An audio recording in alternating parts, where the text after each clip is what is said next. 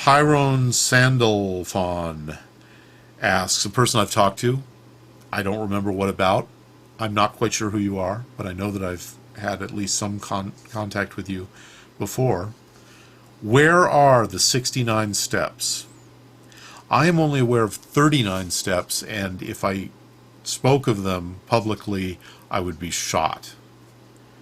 Dawg-facedgremlin asks, well, Bob, judging from the questions thus far, you won't be as busy as perhaps you thought. Jesus, well, I've been doing this now for more than an hour, so... Oh, God. StevenErnest. Hey, StevenErnest, why didn't you show up at the DVD signing at Dark Delicacies? I was looking out for you, and you didn't show. Writing during the writer's strike? Just kidding. Ha, ha, ha, yeah. Would like to hear your thoughts on recent movies. Stardust, didn't see it. 300. Thought it was technically impressive, but basically hated its sensibility. I thought it was basically activated by suicide bomber envy. Didn't like it at all, and I really dislike movies that pretend to be about historical events that are that shamelessly far-fetched. You know,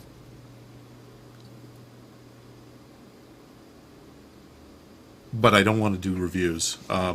Beowulf, again, well, I thought it was behind the curve technologically. They really, the motion capture there just did not rise to the level of, you know, what was done in The Lord of the Rings with Gollum, and on the more cartoonish side, it didn't, it was not as pleasant, and it was not as seamless, and it wasn't seamless at all. It was like watching stuffed puppets. Yeah. I didn't much care for it, although I thought that the plot that they came up with to make Beowulf into a movie story was somewhat interesting, but the look of the animation just kind of defeated it for me. Golden Compass, haven't seen it, and really have lost any enthusiasm that I had for it. You know, having read up on all the changes that took place from the books, which I didn't read, but at least which sounded interesting to me. Nicanicabad asks, hello, welcome back, good to see you. Well, welcome back. I can't see you, but there you are. My question is, aren't you sorry you asked people to ask you questions? Sort of, although I think people trying to watch all these videos will be more sorry than I am. LoveCraken. Here comes LoveCraken again. You know, I can't call you LoveCraken. That's too much like the homosexual experience that I didn't have. I'm gonna have to call you Ethelred. Ethelred. Are you familiar with the writer Philip K. Dick? Oh, yes. What are you talking about?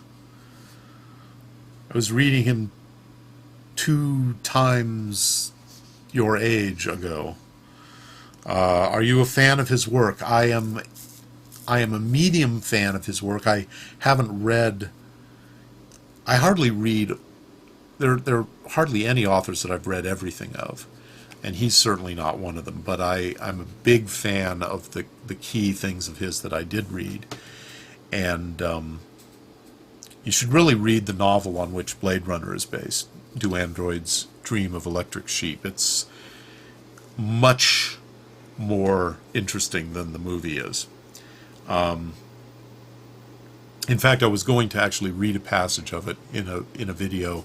Somewhere around here is my copy of Do Androids Dream of Electric Sheep, flattened out, so that the book is now ruined, but it was flattened out to the section that I was going to read. So maybe I'll get around to that at some point. Seanbedlam asks, If you're a bit older than me, and how could I not be? If you're a bit older than me, does that mean you're living in the future? Well, I'm not living in your future. Don Rickles is living in your future, Sean. And by the way, I remember you from way back when you started. Did I miss the joke or whatever, or did you actually come to the U.S. to make horror movies, or was that a joke or something? I don't remember. It was a long, long time ago. What's the deal with that? Instead, you've turned into Sean Bedlam.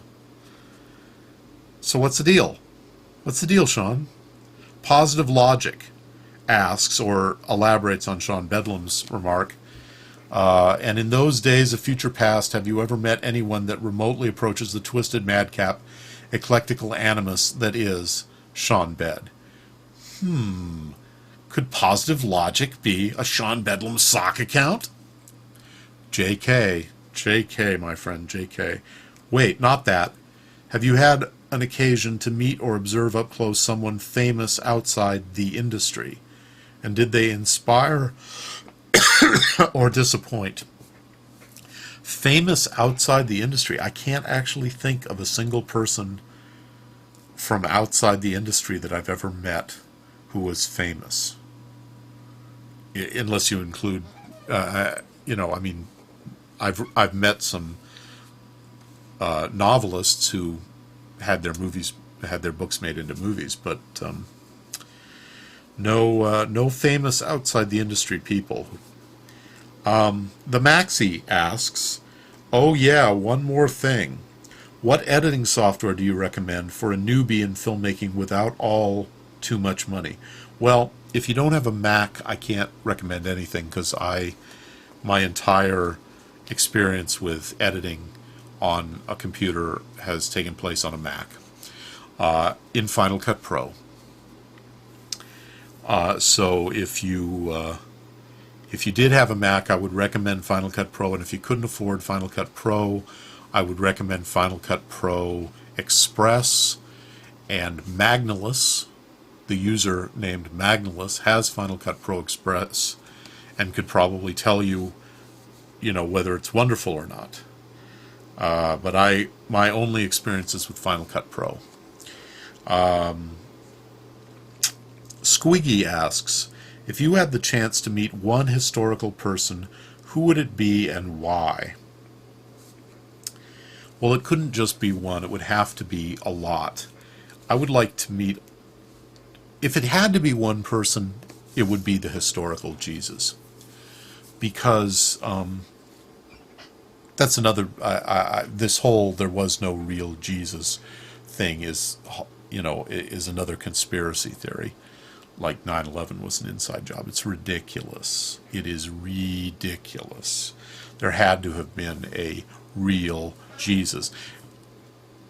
What relationship he bears to the one that we read about is a giant open question, and it wasn't God. He probably did not even preach most of the supernatural aspects that have been attached to his story. I don't know. I really don't know. That's why I'd be very interested, because he's he's an example of a kind of person. Certainly the key example of a kind of person who has just whose posthumous fame has changed the world. But about whom we know almost nothing for real. And it would be fascinating to me to see the person and know what the person who, by a series of historical accidents, became one of the most significant people to ever live, even though in his lifetime he was, a blip on the map of Judea. For the same reason, I'd really like to meet Alexander the Great, because we know a hell of a lot more about him, and yet, it's a little more arty or personal than that. I was really taken by Mary Renault's version of the Alexander story, but I recognize that it's almost certainly not accurate. And but because it was so compelling to me, in the 3 books that I recommended earlier, Fire from Heaven, The Persian Boy, and Funeral Games, because it was so compelling to me, I'd really be interested to find out what the real guy was actually like. Guys, I'm losing my voice, and it's 8 a.m. and I haven't gone to bed, and I have a 2 o'clock meeting, so I'm going to have to finish the rest of this later, hopefully tonight. Bye-bye.